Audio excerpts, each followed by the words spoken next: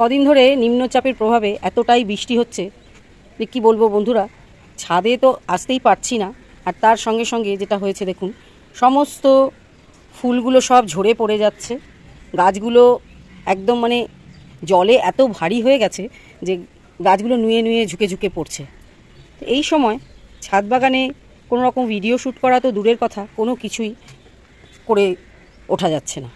এমন একটা বাদল দিনে বিশেষ একটা ভিডিও আপনাদের সঙ্গে শেয়ার করছি, যেটা আপনাদের টেরেস গার্ডেন আছে যারা, তারাও করতে পারবেন, আবার যাদের ব্যালকনি গার্ডেন আছে তারাও অনায়াসে করে ফেলতে পারবেন। Hello friends, welcome to Madhu's dream garden. কিছুদিন বাদেই আমাদের উইন্টার সিজন চলে আসছে। উইন্টার সিজনে কিন্তু এই পাতাবাহার গাছগুলো সমস্ত ডরমেন্সি পিরিয়ড আরম্ভ হয়ে যায়। এগুলোকে সেভ করতে গেলে আপনাদের একটা কাজ এই মুহূর্তে করে ফেলতে হবে, যেটা আমি আপনাদের সঙ্গে শেয়ার করে দেখাচ্ছি। এবং শুধু সেই কাজটাই নয়, সেটা দিয়ে আপনারা কিন্তু আপনাদের ঘরটাকেও খুব সুন্দরভাবে সাজিয়ে নিতে পারেন। তো সবার আগে আমি কিছু পাতাবাহার গাছের কাটিং সংগ্রহ করে নিচ্ছি। আমার এখানে অনেকগুলো অ্যাগ্লোনিমা আছে, তারই কয়েকটা ডাল আমি এখানে কাট করে নিচ্ছি। এবং যেই সমস্ত গাছের কাটিংগুলো আমি এখান থেকে সংগ্রহ করছি, এরা কিন্তু প্রত্যেকটা খুব ভালো মতন অক্সিজেন প্রডিউস করে এবং ঘরের বাতাবরণকে খুব সুন্দরভাবে পরিশুদ্ধ করে, যেগুলো ঘরে রাখলে ঘরের এই যে এখন এই যে বর্ষার যে একটা ড্যাম্প ওয়েদার আছে, এটার থেকেও কিন্তু আপনারা অনেকটাই রিলিফ পাবেন।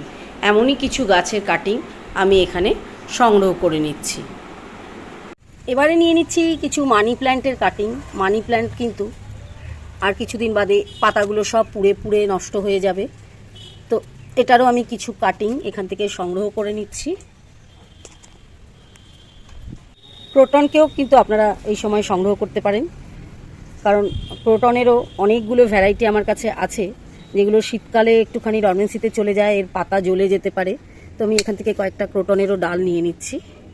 বন্ধুরা, এটা হচ্ছে সুইট পোটাটো ভাইন। আমার সুইট পোটাটো ভাইনের দুটো গাছ আছে, তো আমি দুটো থেকেই দুটো কাটিং সংগ্রহ করে নিচ্ছি। এই একটা যেটা পার্পল কালারের ভ্যারাইটি, এছাড়াও রয়েছে নিয়ন কালারের একটা ভ্যারাইটি। দুটো থেকে আমি দুটো কাটিং সংগ্রহ করে নিলাম। কাটিংগুলো আমি এখানে একটা বাকেটের মধ্যে জড়ো করেছি। এবারে আরও একটা কালারফুল গাছ, সেটা হচ্ছে এই ভ্যারিগেটেড অ্যারেলিয়া।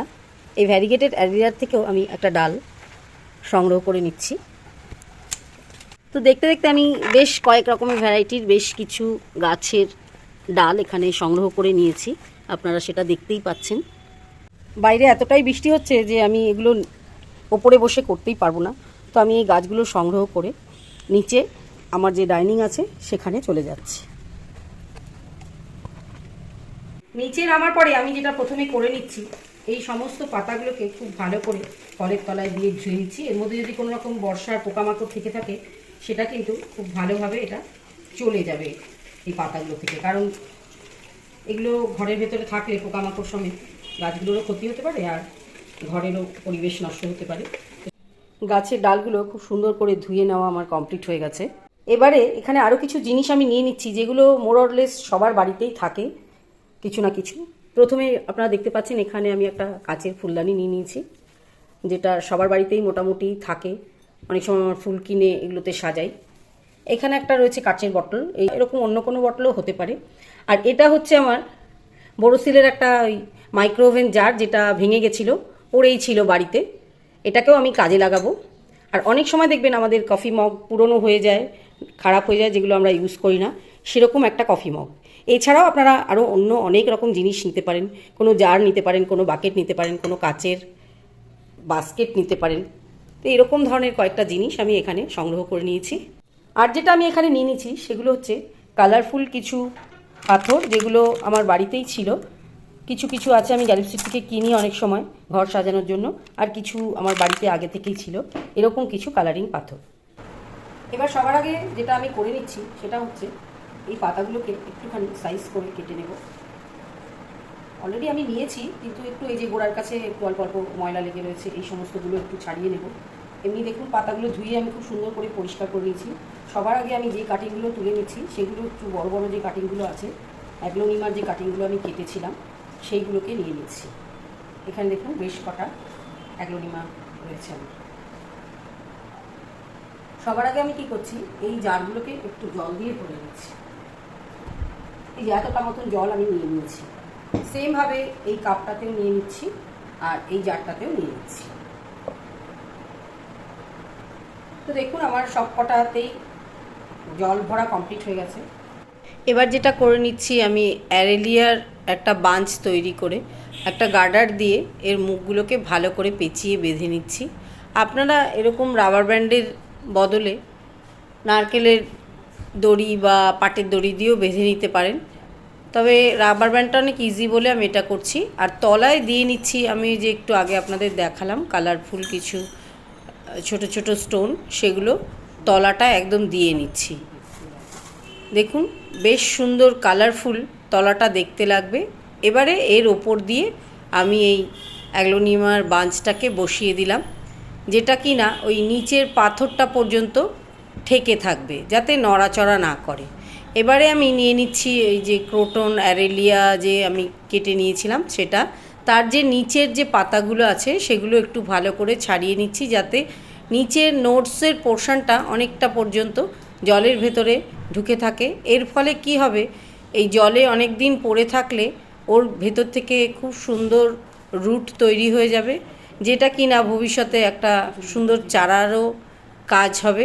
আর আমরা যতক্ষণ পর্যন্ত রুট না বেরোয় এটাকে দিয়ে খুব সুন্দরভাবে ঘরে ডেকোরেশনও করতে পারবো। তো এরমভাবে এক এক করে আমি ক্রোটনের ব্রাঞ্চগুলো সব ছাড়িয়ে নিলাম, সঙ্গে আমি যে অ্যারেলিয়াটা নিয়েছিলাম ভ্যারিগেটেড সেটাও নিয়ে নিলাম।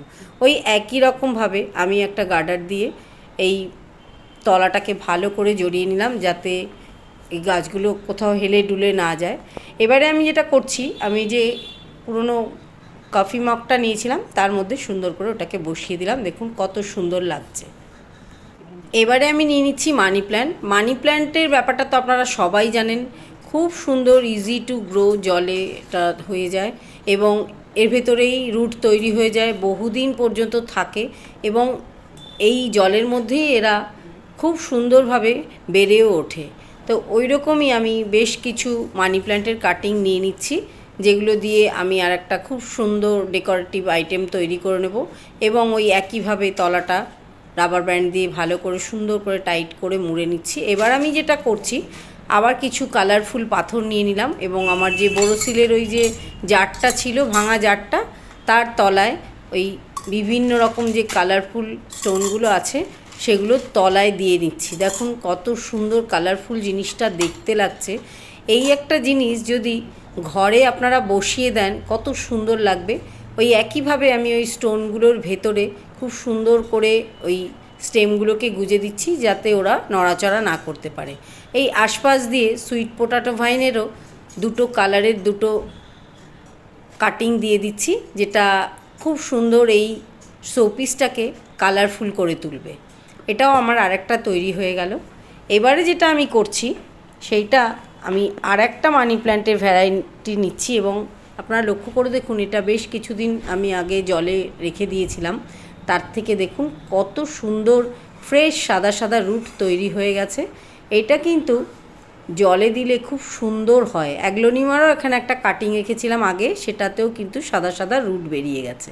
তো আমি এখন এই মানি প্ল্যান্টের কাটিংগুলো একটা ওই যে ছোটো আমি কাচের বোতল নিয়েছিলাম তার মধ্যে খুব সুন্দরভাবে এখানে ভরে দিচ্ছি এবং এগুলোর সব রুট তৈরি হয়ে গেছে দেখে এইটা খুব ভালোভাবে এর ভেতরে স্টে করে যাবে।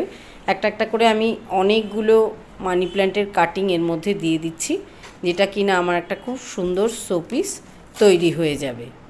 দেখতেই পাচ্ছেন জলের বটলটায় আমি এতটা পর্যন্ত জল দিয়ে দিয়েছি, হাফ বটলের একটু বেশি, যাতে রুটগুলো ডুবে থাকে।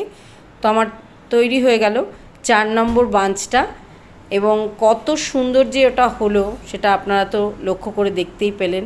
এবার আমি আরও কিছু ছোট ছোট কাটিং আছে সেগুলো দিয়ে আর একটা ছোট গ্লাসে তৈরি করে নেব আর একটা সুন্দর কাটিং। তো এখানেও আমি বাকি যে কালারফুল স্টোনগুলো আমার ছিল সেইগুলো কাচের গ্লাসের নিচে ভর্তি করে নিচ্ছি। এই যে দেখতে পাচ্ছেন, এখানে একটা জিনিস লক্ষ্য রাখবেন, সপ্তাহে একবার করে কিন্তু এই যে জলগুলো আমরা দিচ্ছি এটা বদলে দেবেন, তা না হলে কিন্তু গোড়াগুলো পচে যেতে পারে। এবার আমি ছোট ছোট কাটিংগুলো এই গ্লাসটার মধ্যে ভরে দেব এবং সবার আগে যেটা করছি ওই নোডের নিচের পোর্শনে কয়েকটা পাতা এখানে কেটে নিচ্ছি। এটাও কিন্তু একটা খুব সুন্দর তৈরি হয়ে যাবে, লক্ষ্য করে দেখুন। তো বন্ধুরা দেখতে পাচ্ছেন কতটুকু সময়ের মধ্যে এগুলো রেডি হয়ে গেছে। রুমে সাজানোর জন্য ডেকোরেশন করা কমপ্লিট হয়ে গেছে। এবার আমি এগুলোকে বিভিন্ন জায়গায় প্লেসমেন্ট করে দেবো, সেটাও আপনাদের দেখিয়ে দেবো যে এগুলো প্লেসমেন্ট করার পরে কতটা সুন্দর দেখতে লাগছে। এগুলো কিন্তু আপনারা যখন তখন করে নিতে পারবেন, যাদের ব্যালকনি গার্ডেন আছে, টেরেস গার্ডেন আছে। তো এই যে পাতাবাহার গাছগুলো আমি যেগুলো আজকে সংগ্রহ করে এগুলোকে সেভ করেছি, এগুলো কিন্তু আপনাদের ভবিষ্যতে গরমের সময় এখান থেকে সমস্ত রুট বেরিয়ে গেলে এগুলো আপনাদের খুব সুন্দর কাজে দেবে। এগুলো তখন আপনারা রিপোর্টিং করে নিতে পারেন। তো অন্য সময় রিপোর্টিং করবেন, এখন আপনারা এগুলো দিয়ে খুব সুন্দরভাবে ঘর সাজিয়ে দেবেন। তো চলুন দেখা যাক কোথায় কোথায় আমি এগুলোকে প্লেসমেন্ট করি।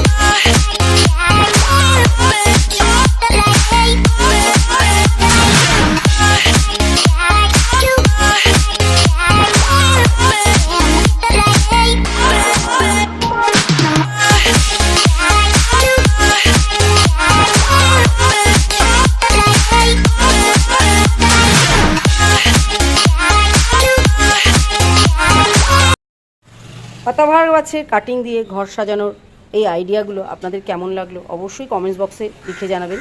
আজকের ভিডিওটা এখানেই শেষ করছি। দেখা হবে আবার অন্য কোনো দিন অন্য কোনো এরকমই নতুন আকর্ষণীয় এপিসোডের সঙ্গে।